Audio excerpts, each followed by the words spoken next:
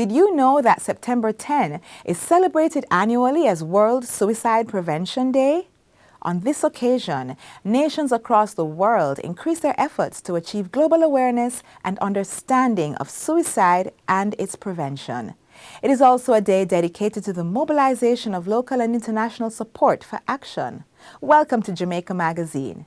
In today's show, we give you much needed tips and advice to tackle this societal ill. Do stay with us for an informative show.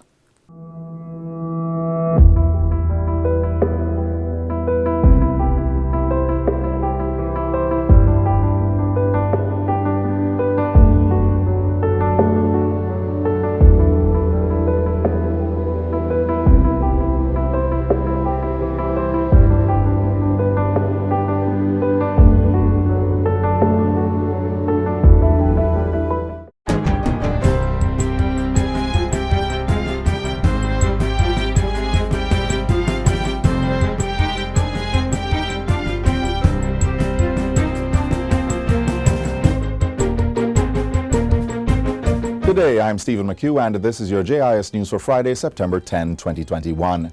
The Pan American Health Organization, PAHO, is now recommending COVID-19 vaccinations for pregnant women after their first trimester, as well as mothers who are breastfeeding. PAHO Director Dr. Carissa Etienne announced the recommendation during the organization's COVID-19 digital briefing on Wednesday.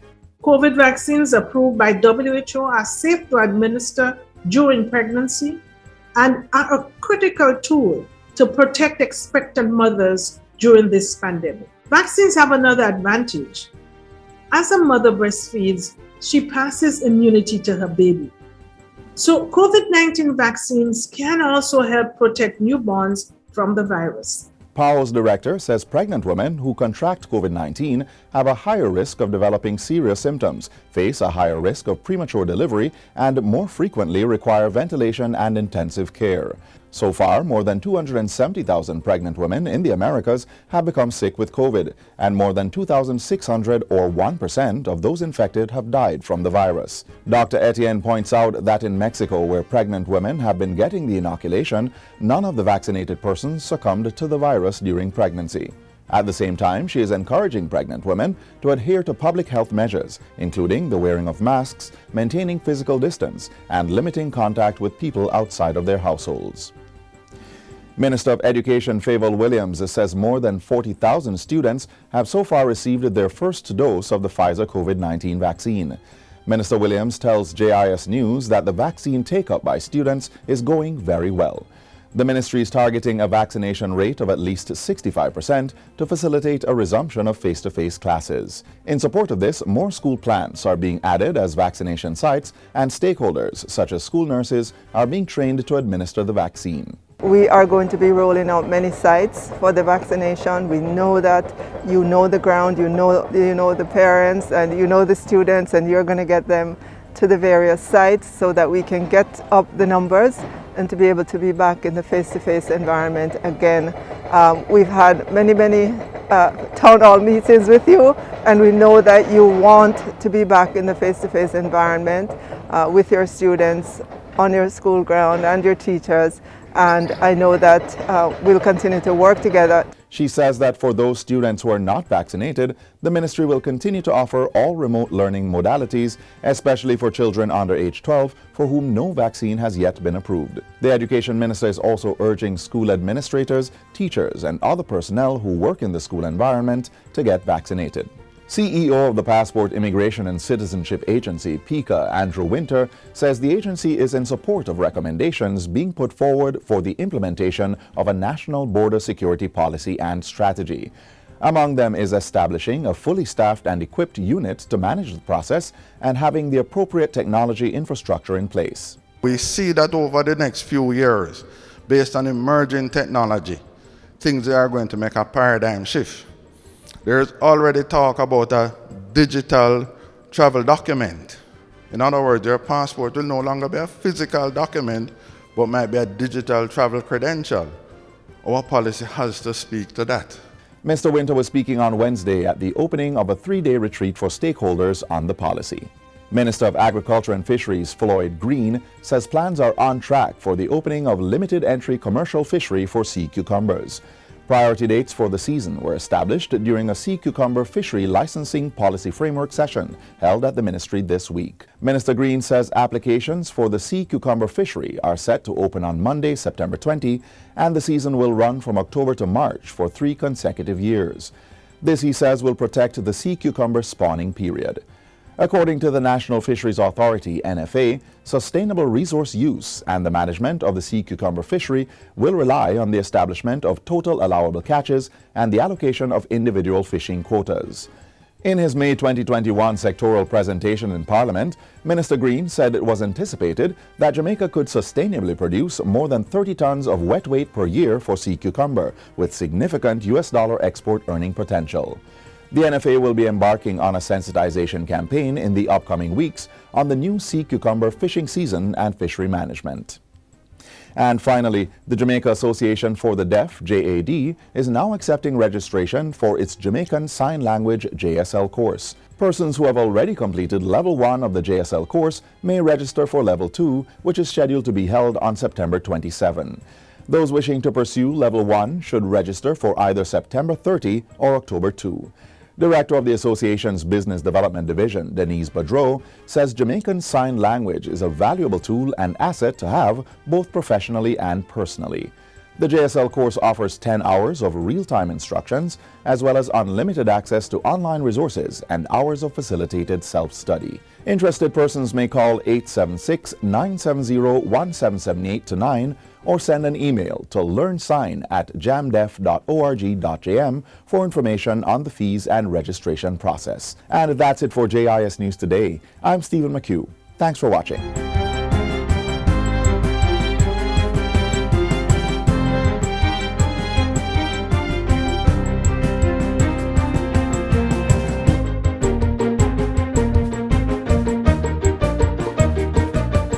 What can a little germs do?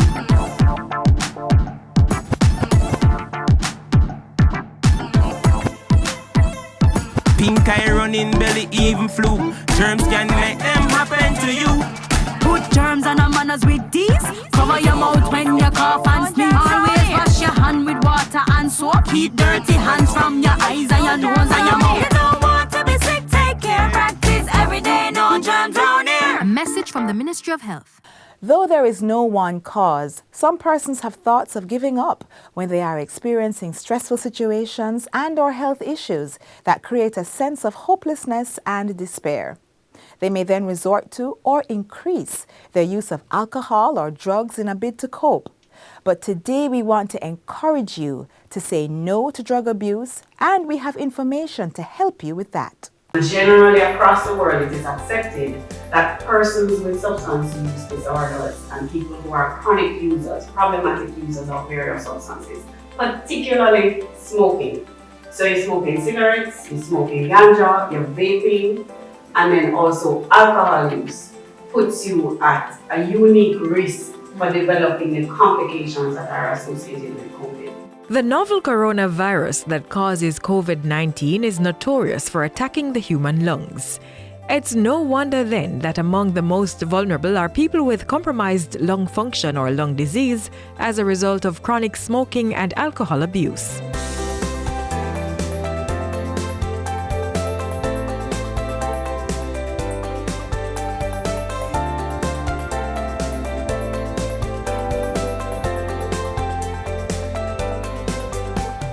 The National Council on Drug Abuse is now more than ever urging Jamaicans to reduce and avoid excessive smoking and alcohol use.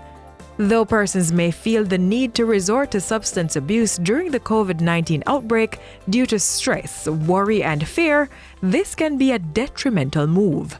Rather than relieving stress and worry, substance abuse will weaken the immune system, damage the liver and lungs, and put persons at greater risk for suffering the worst symptoms associated with COVID-19 and other life-threatening illnesses.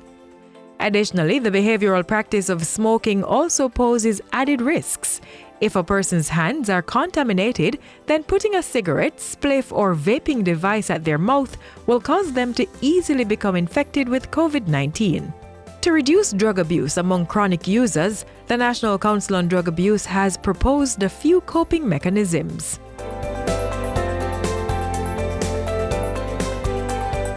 Contact your relatives, friends, and ex-addicts if you are struggling with chronic drug abuse.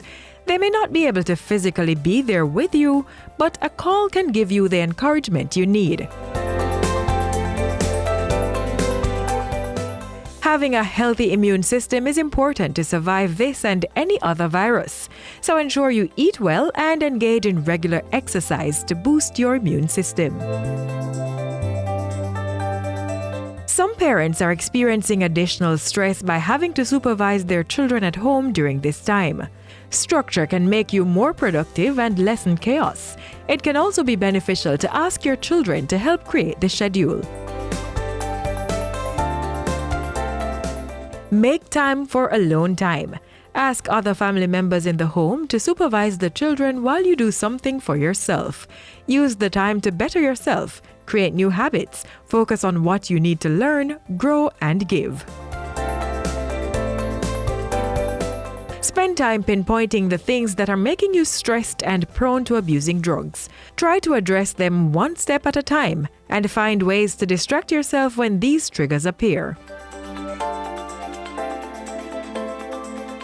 The National Council on Drug Abuse is now offering telecounseling throughout the island. For the Eastern Office, persons can call 876-926-9002 or 876-469-2521 for the Central Office and 876-940-2240 for the Western Office. Persons can also contact the General Helpline at 876-564-HELP. That's 876-564-4357.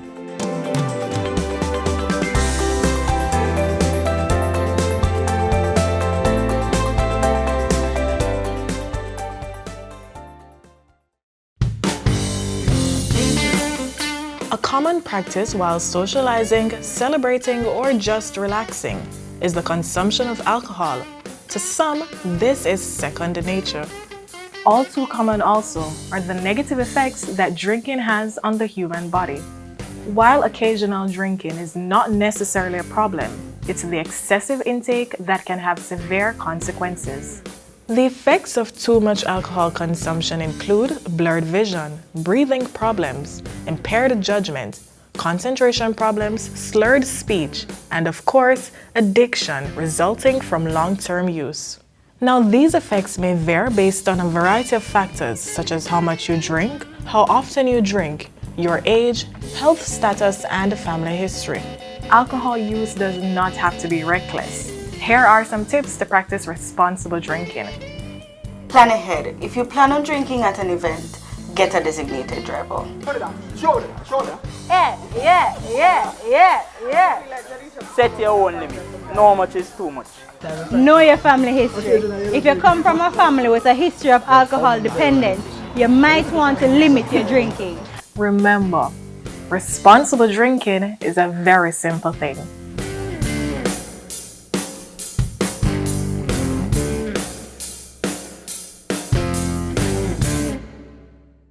Unfortunately, for some people, abuse is another trigger for suicidal thoughts. Abuse in all its forms is dangerous. It is powerful enough to cause victims to lose all hope, their sense of self, and even the desire to live. If you or someone you know is a victim of domestic abuse, here's how you can get the help you need.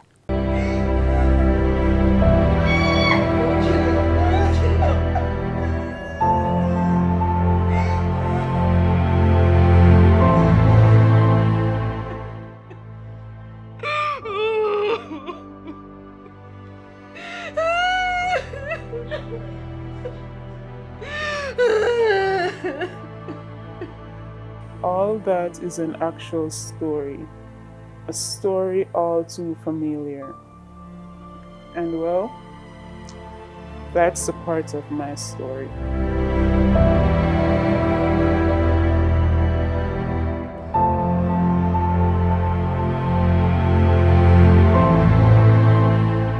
Growing up, I've seen my father flip over the simplest of things. He would basically change from an angel to a devil in a flash. I remember this instance. My mom told me that she was coming home from work one evening because she worked very close to where he lived. She was coming home from work, and usually when you're leaving work, it's a lot of persons leaving at the same time, and she was talking to one of her co-workers and she smiled at him. He smiled back, and my father saw that, and when she went home, he was ready for her. He was like, oh, see, I smile at my pan the road, you smile at my pan the road. He beat her, he stripped her naked, and he chased her in front of the yard so all her co-workers could see.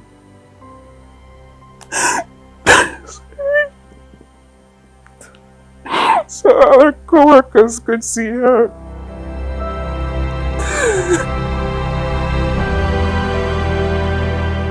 Domestic abuse or domestic violence is not just physical abuse. The physical abuse basically for us is the end product coming from somewhere else. So you have stalking, you have intimidation, you have threat, you have psychological abuse, the ones that I'll tell you, I play on your emotions as to what I can do. It was known to everybody that this was the type of person she was dating, this was the type of man he was. Even the security at the gate, the manager, everyone. So it's not like her life was a secret. If she could not have any friends. He was the only person she could talk to, go anywhere with. If someone even talked to her and she not acknowledging them, she would get beaten for that. The least good thing, he would flip on her. Usually, persons who are perpetrators of domestic violence are usually men, and usually they are persons who were controlling over their intimate partners. They tend to have a high level of jealousy, and they tend to be very possessive. And as such, you find that they will have a pattern of behavior where they will always check where the partner is by various means, whether by calling the person, ask the person where they are, also want to know who are they communicating with. So are they communicating persons on email, WhatsApp, or the social media platform? They also want to make sure that they know where they are at all times and that they're not interacting with other persons outside, so they tend to want to have them stay home, for example, and lose connection with their families and friends. A lot of persons knew that my mom was being abused. Well, the type of man that my father was, everyone was afraid of him. My neighbor was afraid of him. His neighbor was afraid of him. It's like anyone who came into contact with him would get hurt because he's not a simple person. I'm not sure if it's because of his build. He's really fit, he's really tall, muscular, so he's not afraid. As community members, we have a moral responsibility that within our homes and within our communities, once we are aware that there are instances of domestic abuse and domestic violence and we seek help, best place to go? To the police. Ask the police to intervene. Intervention can be that the police directs the victim to a counseling center, because we have partnership with churches, right? We have partnership with other organizations, Justices of the Peace, counselors. Every time she escaped him, he would either stalk her, chase her, go to her either friend's house, wherever she went, friend's house, mother's house, cousin's house, no matter where she went, he would find her, go for her with a gun, knife, machete, whatever it may be, and she would always have to go back with him. No one, no matter how much they tried to fight and help her, he would always get her back. And when she goes back with him, the beating got worse, the abuse got worse, the rape got worse, everything got worse. Have an escape plan. Your escape plan cannot be where the perpetrator knows that you're going over to your mother's house because he's aware of where your mother lives. The escape plan cannot be, I'm going to stay by my friend because he knows where your friends are. If it's a life-threatening abuse, that's where you go to the courts to seek a protection order or an occupation order or both. I would say maybe around primary school. I'm not sure the exact age. I was told that there was a restraining order for me and between me and my father. He should not be about, I'm not sure how much feet, from me. He's not allowed to be near me at all. At this time I was living with my grandmother because my mom got full custody now. They had went through court and everything and fought her way, so there was no more hiding from him. He knew where I was living now because she got custody and he had to basically step away. The protection order will say you are not to be seen, you are to remove one party is to leave the household because of the volatility of the situation. The court may say, look here, one party must leave the household and reside elsewhere. And other times it's the abuser, but the court will say, look, stay somewhere else until the matter is heard, or you're not to be seen in the workplace of the person. The abuse that my mom endured, the physical abuse and the verbal abuse that I basically endured from my father, it has caused me to basically lock myself away from people. I'm always by myself, 90% of the time I would say. I'm always by myself. Throughout high school, I've had counseling. I was rebellious because I felt like no one loved me. I struggled in the relationship department, friendship. I have anger issues. I've learned to control it because of counseling. I had this teacher, she helped me throughout high school and university. Counseling able to revisit what happened, able to process it in a more positive way, a more realistic way. So you don't put all the blame on yourself, but you realize that a lot of it wasn't your fault, and then help you now to, having dealt with it, to try to move on. Because a lot of persons, because they don't deal with it, they find it difficult to relate to other persons because of the fact that they are still carrying baggage of what happened to them before. The Domestic Violence Intervention Centers, one of those facilities that were donated by the U.S. Embassy, and it's a partnership between the JCF and the U.S. Embassy, to create a facility where persons can come and speak about domestic violence and domestic abuse related issues within their home. And so it's a safe space for both victims and perpetrator. And it offers counseling to family members, to victims, also to perpetrators. We have two centers that are currently operational. One is at the Matilda's Corner Police Station. You can call the Matilda's Corner Police Station for that. The other one is at Air 5 headquarters. That's on the same compound as Constant Spring Police Station. The number is 702-5120 or 702-5121. We also have available mental health and suicide helpline. And this helpline is a 24-hour service, which is toll-free, where a person can call. So it can be either persons calling on behalf of others that they have been exposed to domestic violence. So the helpline is toll-free and it's 888-NEW-LIFE, which is 888-639-5433. And the 24-hour service, 7 days per week. If you know someone is being abused, say something, do something.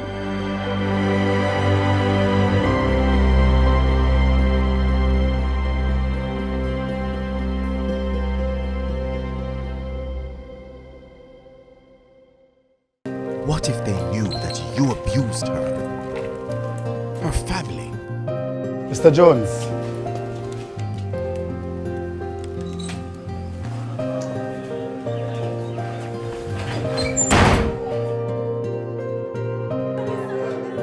And your colleagues, how will they look at an abuser?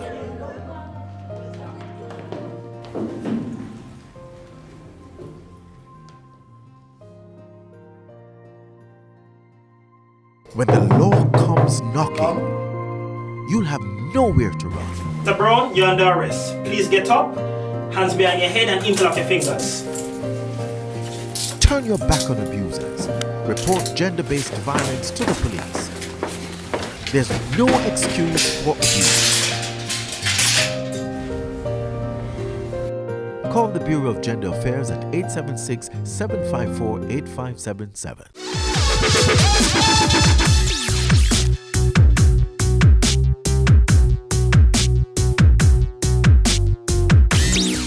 The theme for World Suicide Prevention Day this year is Creating Hope Through Action.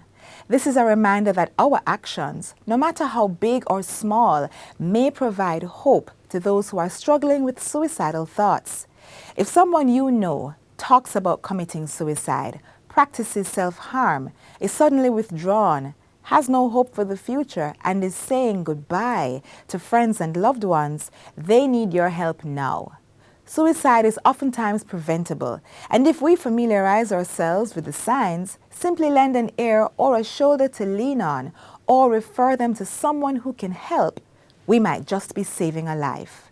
Whether you are a child, a parent, a friend, a colleague, or a neighbor, you have a part to play. Let's help to save a life today and make Jamaica a safer place for all of us to live, work, raise families, and do business.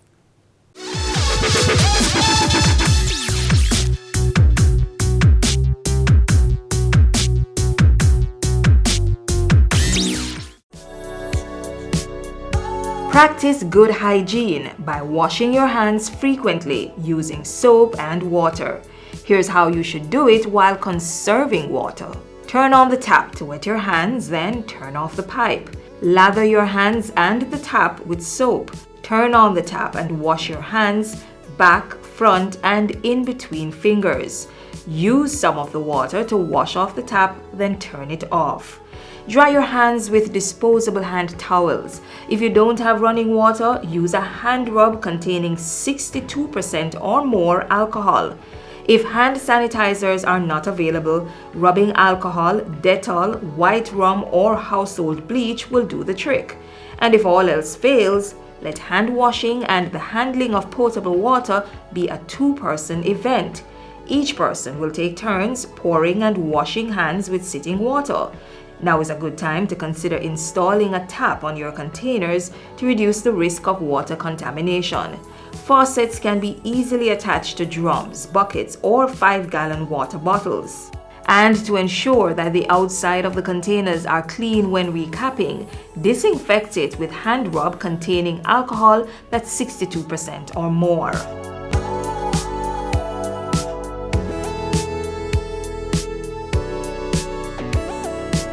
The 5 R's of water conservation are also necessary to practice.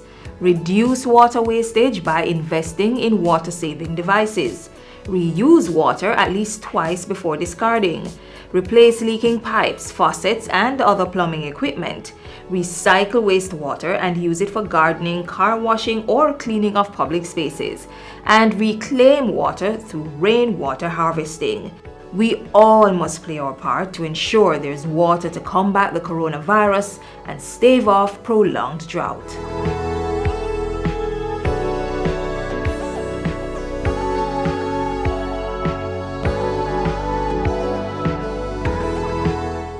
As we close off today's program, we thank you for staying with us for the entire show. If you can't get enough of our show, just visit our website, gis.gov.jm, or the GIS YouTube channel to watch our daily video uploads. You may also follow us on all our social media sites for more information on suicide prevention as well as other pertinent public information. Also, don't forget to tune in tomorrow for another informative edition of Jamaica Magazine. I'm Audrey Williams, reminding you to stay safe, stay positive, and choose life. Walk good. This has been a production of the Jamaica Information Service, the voice of Jamaica.